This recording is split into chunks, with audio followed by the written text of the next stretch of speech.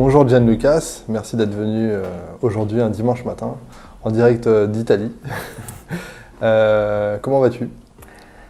Merci Sofiane de m'avoir invité. C'est un plaisir de pouvoir partager mon expérience avec toi. Je vais très bien.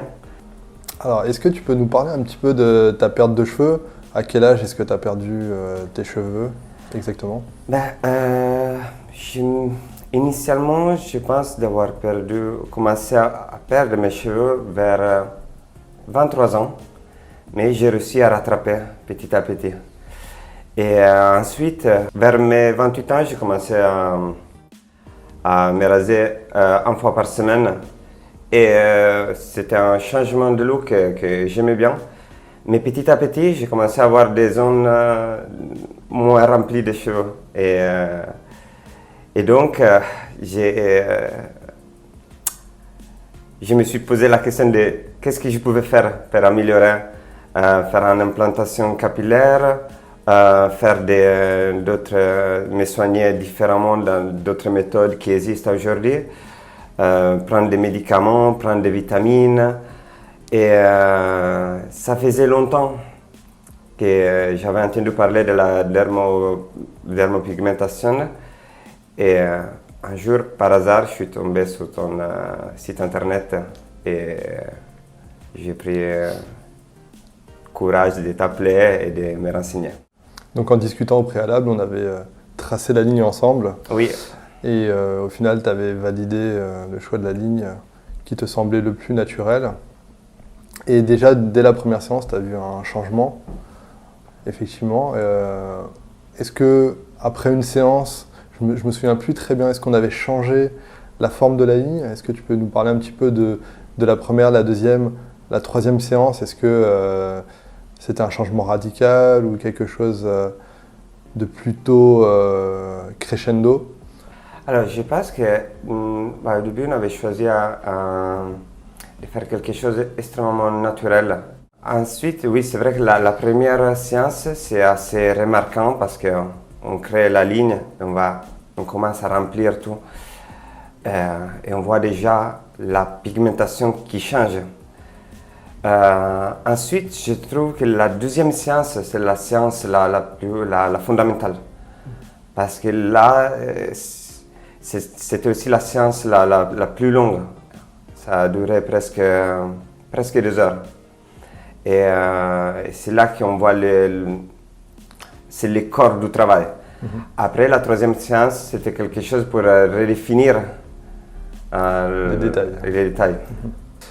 Du point de vue de ta femme, parce que tu m'as dit que tu étais marié, qu'est-ce qu'elle en a pensé déjà du point de vue de la prise de décision? Est-ce que ça a été quelque chose qu'elle a accepté dès le début, ou bien est-ce qu'elle était plutôt réticente? La prise de décision, c'était assez autonome, dans le sens que j'ai décidé de ne pas partager mon choix au début. Donc tu lui as pas dit? Je lui ai pas dit. J'ai dit, elle le savait, que j'avais cette envie de faire la dermopigmentation. D'accord. Mais je lui dis juste, je viens de prendre un rendez-vous avec Sofiane de SoPigment. Donc, c'était déjà au moment où les jeux sont faits. D'accord. Donc, tu lui as dit que tu avais rendez-vous? Je lui ai dit que j'avais rendez-vous, oui. Est-ce qu'elle l'a bien pris ou est-ce qu'elle était Oui, la seule chose qu'elle m'a demandé, elle m'a demandé combien ça va te coûter. Donc, je lui ai dit le prix. Et elle m'a dit OK. Ensuite, après notre premier rendez-vous, elle m'a regardé. Elle m'a dit tout de suite, franchement, tu as bien fait. Et aujourd'hui, elle est extrêmement satisfaite du résultat final. Et elle m'a dit que j'ai pris au final une très bonne décision. D'accord. Donc au final, tu as un petit peu joué avec le feu. Après, les femmes, c'est vrai qu'elles aiment bien tout savoir. Donc ce que je dis en général, c'est qu'il vaut mieux leur en parler avant. Alors ce que tu as fait, mais tu n'avais pas parlé du rendez-vous. Mais pour tous ceux qui nous écoutent, c'est vrai que c'est beaucoup mieux d'en parler avant à ses proches. Ce que tu as fait à moitié au final. Mais Du coup, c'est plus facile de le faire, d'avoir recours à cette technique par la suite, quoi. On va parler également de ton entourage proche, par exemple par rapport au travail. Est-ce que ça a été un changement radical pour eux? Ou est-ce que ça a été quelque chose de plutôt naturel, ils n'ont pas forcément vu la différence? Alors, c'est bizarre parce que il y en a qui ont remarqué tout de suite un changement et d'autres qui étaient moins « Ah oui, tu as fait quelque chose ». Et je n'avais pas trop remarqué. Donc, d'un côté, je suis content de ça parce que ce n'est pas un changement trop radical, mais c'est un changement remarquable. Donc ça s'est fait plutôt en douceur au final. En douceur, oui.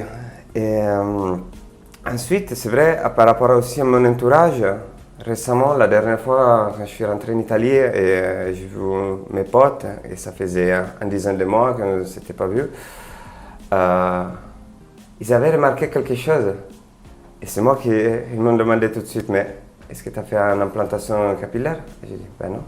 Je fais la dermopigmentation et je trouve que c'est mieux pour moi parce que j'aime bien garder mon look rasé. Et ils ont dit, franchement, c'était un résultat extraordinaire.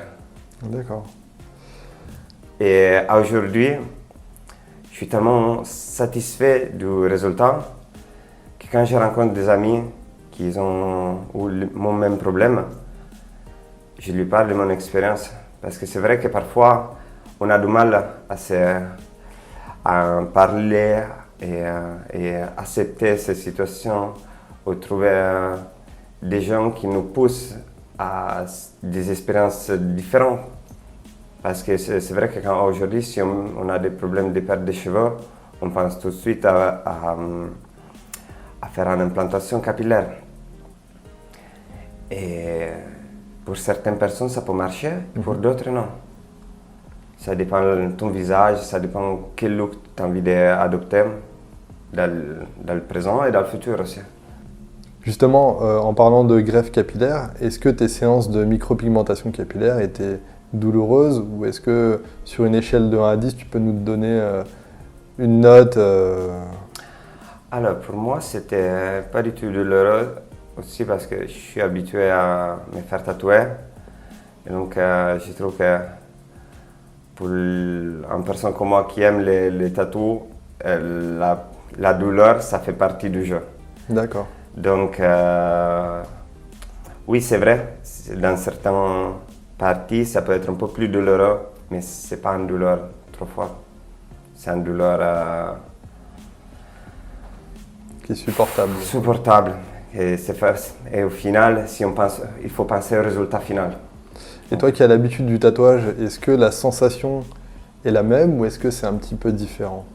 Alors, c'est une douleur similaire, mais c'est vrai que si on est habitué à se faire tatouer, on aime cette douleur parce que ça fait partie du jeu. Sans la douleur, il n'y aura pas de résultat. Mais c'est vrai que c'est une douleur moins forte par rapport au tatouage. Et pour moi, c'est une douleur assez agréable. Donc l'effet de voir un résultat immédiat, on passe au-delà de la douleur. Très bien. Et au final, est-ce que c'est une technique que tu recommanderais à ton entourage, tes amis, ta famille? Totalement. Totalement. Mon seul regret, c'est de ne pas avoir découvert ça avant. Ou peut-être de ne pas avoir eu le courage de te contacter avant. Donc, oui, et aujourd'hui,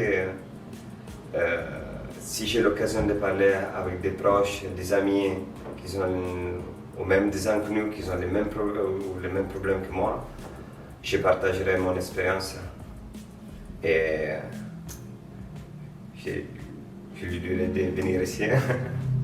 En tout cas, ils seront les bienvenus. Merci d'être venu encore une fois. Merci à toi de ta patience et de ton temps que tu m'as dédié. Et franchement, c'était quelque chose de... C'était des moments agréables. Le plaisir était partagé. À bientôt. À bientôt, Sylvain. Merci. Merci.